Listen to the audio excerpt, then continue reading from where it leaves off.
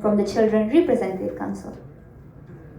So we are going to be talking about mental health support for marginalized children in accordance to Article 24 of UNCRC. According to the National Health and Morbidity Survey 2022, in Malaysia there's an increase in young people having suicidal thoughts. Girls are far more affected than boys. Nearly twice as many girls have reported suicidal thoughts and attempts compared to boys. Girls are more affected, with 36.1% reporting symptoms of depression compared to 17.7% of boys.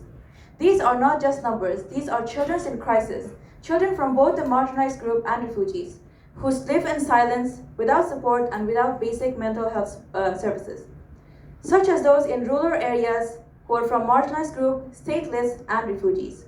This is, for example, Amna's story, a 15-year-old refugee from Afghanistan. Amna and her family fled Afghanistan 2 years ago due to Taliban's takeover and the war and persecution that followed. She witnessed a suicide school bombing near her school that killed several classmates. They were forced to leave their home to seek safety.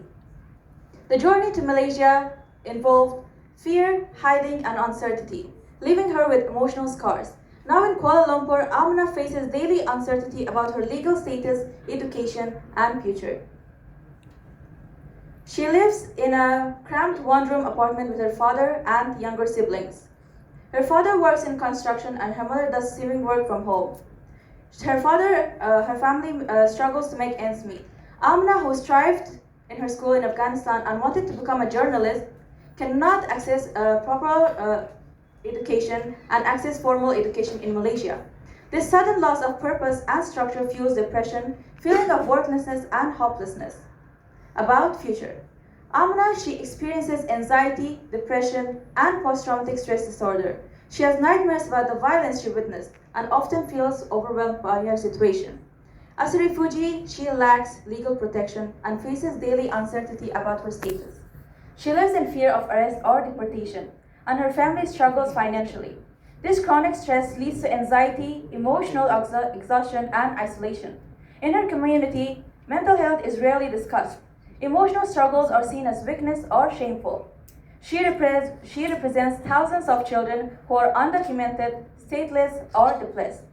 Children who are excluded from public systems, yet still carry the same pain. Mental health is not a privilege, it is a right.